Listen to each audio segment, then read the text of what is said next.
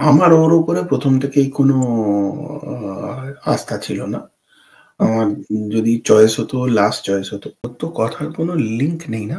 কারণ ও ইন্টারভিউ দিল কি ফরেন কোচ দরকার নেই। হুম, যে মোমেন্টে নিজে কোচ হলো, ২ টো ফরেন কোচ নিয়ে চলে এলো। তো হুম, ওর তো কোনো ব্যালেন্স নেই। ওর এত রাগ আমি এমএস এর কোনোদিনও দেখিনি। এমএস কে কোনোদিনও এত রাগ করতে ওর উপরে। কারণ সকালবেলা নেটে ৪৫ মিনিট ব্যাট করেছে। কাকে করা উচিত ছিল ওর থেকেও বড় কথা হচ্ছে একটা লোককে যার ওপর পুরো টিমের ফেথ আছে, যার ওপরে টিমের রিগার্ড আছে। হুম। ঠিক আছে? আর যার মাথাটা ঠান্ডা।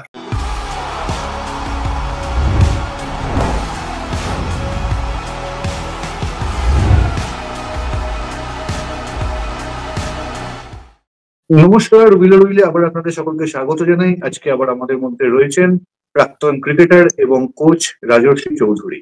রাজদা, তোমাকে উইলে আবার স্বাগত। Thank you. আজকে রাজদা একটা পরিসংখ্যান যে অনুষ্ঠানটা শুরু করি, সেটা হচ্ছে ১৭,০৩৪ টেস্ট রান, ৪৮টা টেস্ট সেঞ্চুরি এবং ৫৩৭ উইকেট। গত ৬ মাসে এই পরিসংখ্যানের অধিকারী তিন ক্রিকেটার রবিচন্দ্রন অশ্বিন, বিরাট কোহলি এবং রোহিত শর্মা, যাদের সম্মিলিত পরিসংখ্যান টেস্ট ক্রিকেটে এটা, অবসর নিয়েছেন টেস্ট ক্রিকেট থেকে। এবং শোনা যাচ্ছে খবর যে খুব দ্রুত আরো হয়তো একজন ক্রিকেটার অবসর নিতে পারেন। যাই হোক, তো বলাই যায় যে টেস্ট ক্রিকেটের নিরিখে ভারতীয় টেস্ট ক্রিকেটের ইতিহাসে অন্যতম সবচেয়ে বড় ট্রানজিশন পিরিয়ড বলে আমাদের জন্য অপেক্ষা করছে বা শুরু হয়ে গেছে। আমি তোমাকে কোচ হিসেবে দীর্ঘদিন ধরে ভারতের বিভিন্ন জায়গায় এবং ইংল্যান্ডে কোচিং করার এক্সপিরিয়েন্স থেকে আমি তোমাকে যেটা জিজ্ঞেস করবো সেটা হচ্ছে, এইরকম একটা বড় ট্রানজিশন পিরিয়ডের সময় একজন কোচের ভূমিকা কতখানি থাকে, বা তার টিম চালনা করার তা কত বড় ফ্যাক্টর হয়ে দাঁড়ায় এই সময় পার্টিকুলারলি। ওর জন্য ম্যানেজ করা খুব ডিফিকাল্ট হবে যদি না ওর ইচ্ছেতেই কাজটা হচ্ছে। অ্যান্ড আচ্ছা। ডিপেন্ড করছে ও কি এটা চাইছিল, হুম, যেটা কোনো প্রুফ নেই। কিন্তু হুম, যখন ওর অ্যাপয়েন্টমেন্ট হওয়ার টাইম ছিল, তখন তো ওর হুম। এখানেই বলেছিলাম, ও এলে টিমটাকে পুরো ঘেঁটে দেবে। হ্যাঁ, মনে আছে? অবশ্যই ইউটিউবেরও। আর অলমোস্ট সেই জিনিসটাই হচ্ছে। আস্তে, আস্তে সব সিনিয়রদের ছাড়ছে। আম এটা একটা ওয়ে। অনেক কোচ এরকম হয়। কারণ ওনারা নিজেরা এত ইনসিকিউর থাকে, এই এসেই ১ম এ আ সিনিয়রদের ছেঁটে দেয়, যাতে টিমের ওপরে কন্ট্রোল পায়।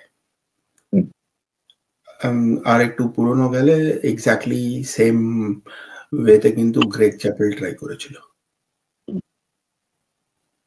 ঠিক আছে? আ ইংল্যান্ডেও অনেক জায়গায় দেখা গেছে, এদের এখানেও অনেক আম এরকম কোচ হয়। আম যেই উম অ্যাসাইনমেন্টটা পেল একটু টাইমেই ওদের এস্টাবলিশ ছেলেদের কি মেয়েদের আ সরাবার ট্রাই করে।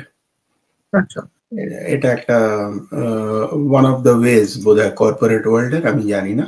বাট মনে হয় এটা আ চলতে থাকে। কিন্তু দিনের শেষে তো ক্রিকেটটা captain's game, not coach game. 100%, হুম। 100%, কিন্তু এখন দেখতে হবে কতটা লিভে বোর্ড দিয়েছে ওকে। আম বোর্ডের ইয়ে ছাড়া তো করতে পারবে না। কিন্তু তোমার কি মনে হয় না, যা পরিসংখ্যান অন্তত বিরাট কোহলি, রোহিত শর্মাদের রিসেন্টলি যে পরিসংখ্যান, বা অশ্বিনেরও সেই একটা সিরিজে, তাতে করে এই অবসরগুলো অবশ্যম্ভাবী ছিল?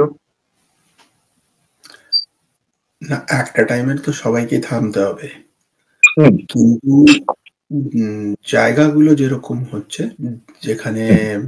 ওরা ছাড়ছে, সেই জায়গাগুলো কোয়েশ্চেন রেজ করে দিচ্ছে। আচ্ছা। হুম? একটা টাইমে তো সবাই ছাড়বে। কেউ অবশ্যই। তো সারা লাইফ খেলে যেতে পারে না। হুম। কিন্তু এখন ডিসিশনটা কি প্লেয়ারের? না এনভায়রনমেন্টটা এরকম ক্রিয়েট করা হচ্ছে যে প্লেয়ার বাধ্য হচ্ছে ছেড়ে দিতে। কারণ তোমার সবারই তোমার একটা মনের মধ্যে এই প্রশ্নটা কেন আসছে? হঠাৎ এতগুলো উম উম বড় player within a small period কেন যাবে? যেখানে ইন্ডিয়াতে সাদা বল প্লেয়ার প্রচুর আছে, লাল বলের প্লেয়ার খুঁজতে হচ্ছে।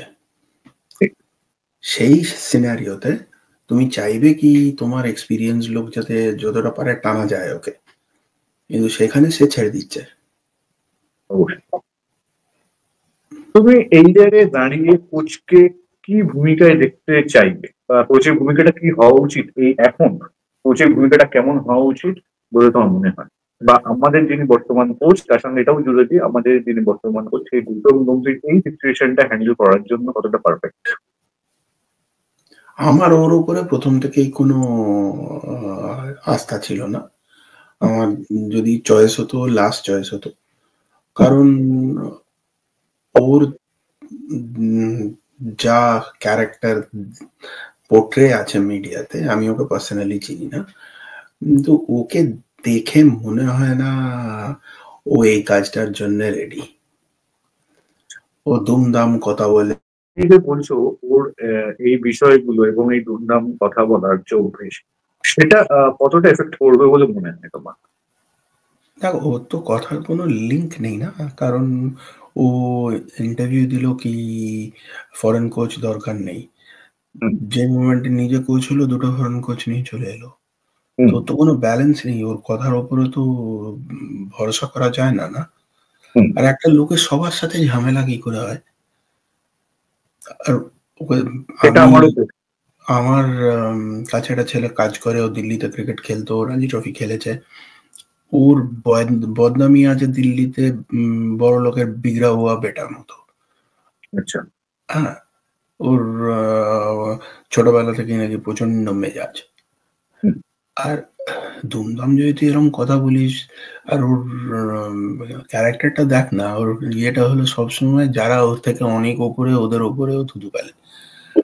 আর ছোটবেলা আমরা শুনেছিলাম আকাশে থুতু ফেললে ওটা থুতু নিজের গায়ে যায়, তাই না?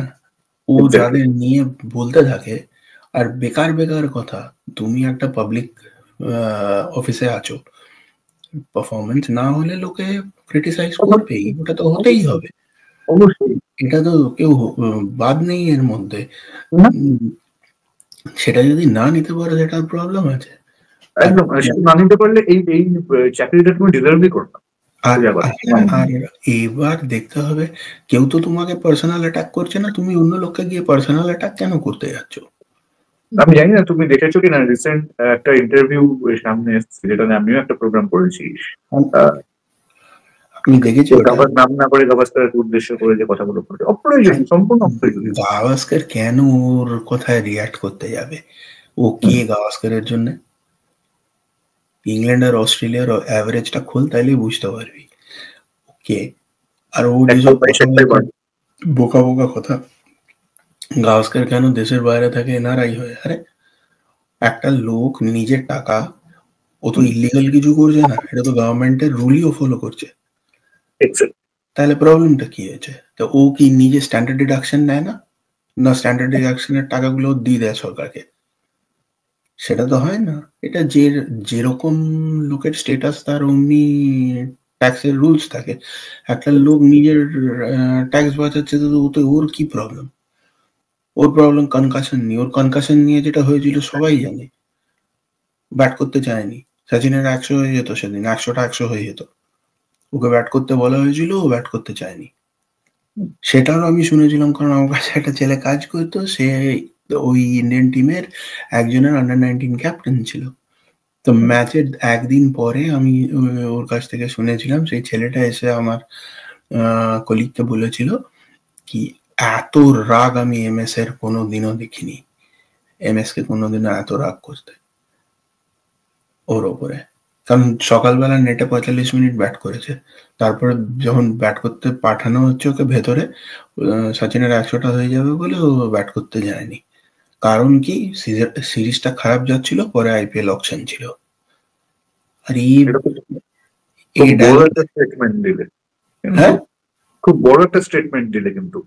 হ্যাঁ, আইপিএল অকশন ছিল বলেই তো ব্যাট করতে যায়নি।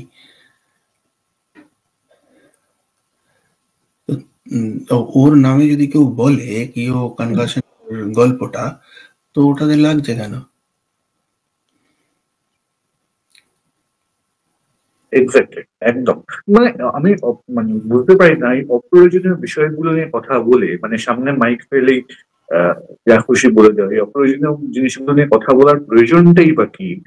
যখন সামনে একটা এত বড় সিরিজ রয়েছে, একটা টিম এরকম একটা ট্রানজিশন পিরিয়ডের মধ্যে যাচ্ছে, ওর অনেক বেশি কনসেন্ট্রেট করা উচিত ওর কাজটা, এইসব আলফাটা মন্তব্য করায় না। যে জিনিসের দরকার নেই, ওর সবার সাথে ঝামেলা, বিরাট কোহলির সাথে ঝামেলা, ওর ধোনির সাথে ঝামেলা, ওর গাভাস্কারের সাথে ঝামেলা, ওর মানস তিওয়ারির সাথে ঝামেলা, সবার সাথে ওর ঝামেলা। আমি গতকাল একটা প্রোগ্রাম করছিলাম একটা শায়কের সঙ্গে, তুমি চেনো টেলিগ্রাফের। ও যেটা বলছে সেটা হচ্ছে যে ঋষভ পান্ত, এবং তুমিও দেখেছো নিশ্চয়ই স্কাই স্পোর্টস এ, তুমি ওখানে যেহেতু থাকো দেখেইছো, স্কাই স্পোর্টস ঋষভ পান্তকে প্রজেক্ট করেছে ক্যাপ্টেন হিসেবে। বলছে ঋষভ পান্তকে চাইছে না একজন, কে হবে না হবে, কি লজিক হবে না হবে সেগুলো পরের কথা, কিন্তু ঋষভ পান্তকে না হওয়ার পেছনে একটা বড় কারণ হতে চলেছে কোচের না চাওয়া, ব্যক্তিগত পছন্দ। এই যে বারবার সবসময় ব্যক্তিগত পছন্দকে প্রাধান্য দেওয়া, এটা কতটা পর্যায়ে অব্দি একজন কোচ বা একজন অধিনায়কের কাছে ঠিকঠাক বলে তোমার মনে হয়? দেখো, অধিনায়কের উপরে একটু ছাড়তেই হবে, কিছু করার নেই। হুম, কোচ বেসিক্যালি সাপোর্ট স্টাফ। তুমি হুম, মাঠের বাইরে, আর ইন্ডিয়ান টিমের কোচ কি যে কোনো সিনিয়র টিমের কোচ, তোমার হুম, কাজই হলো ম্যান ম্যানেজমেন্ট ঠিক রাখা। হুম, হুম, তুমি তো ফরওয়ার্ড আর ব্যাকফুট শেখাবে না কি ওদের?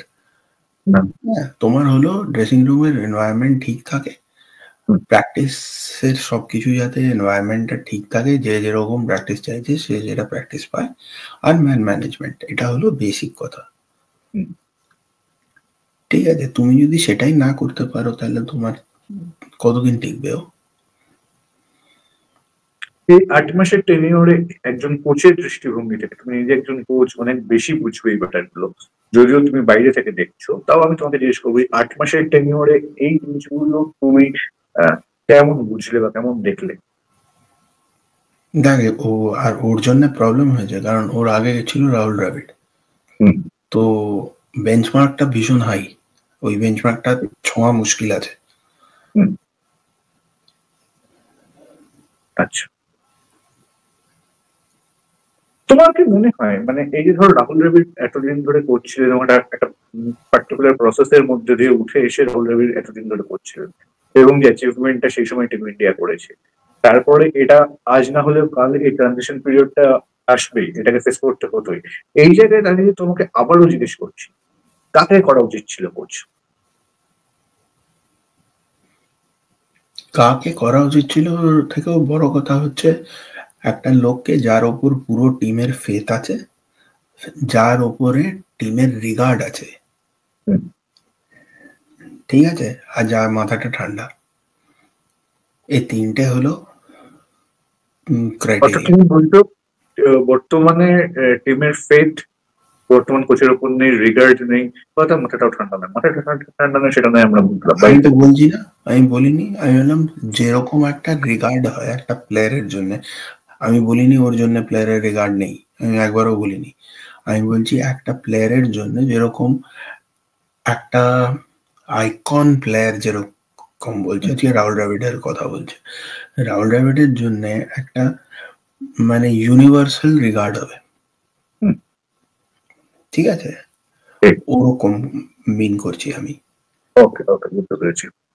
তো ঠিক তুমি, আছে, ঠিক আছে, সব বুঝলাম। এইবার ধরে নাও সামনে ইংল্যান্ড সফর, ইংল্যান্ড সফরে ভারতীয় দল ভালো খেললো, এবং তুমি আজকে এই যে যে যে কথাগুলো বলছো বলছো গৌতম গম্ভীর সম্পর্কে, ধরো ইংল্যান্ড সফরে গিয়ে ভারত ভালো খেললো, টেস্ট সিরিজ জিতলো বা ড্র করে ফিরছে, সেই তখনও কি তুমি এই বক্তব্যগুলো স্টিক করবে, মানে তুমি আজকে যে কথাগুলো বলছো? হ্যাঁ, তো খেলে জেতাতে গৌতম গম্ভীর কি করবে? না রান করবে না উইকেট নেবে, ওটা তো হ্যাঁ, সেটা প্লেয়াররা পারলেও হয়তো করতে পারতো না, রান প্লেয়াররা নেয়, নিজেদের সেটা জন্যই ভিন্ন করবে, কথা। যা করার প্লেয়াররা নিজেদের জন্যই করবে। হুম, এখানে কিন্তু কোচ ভালো না করতে পারে, খারাপ বেশি করতে পারে। আচ্ছা।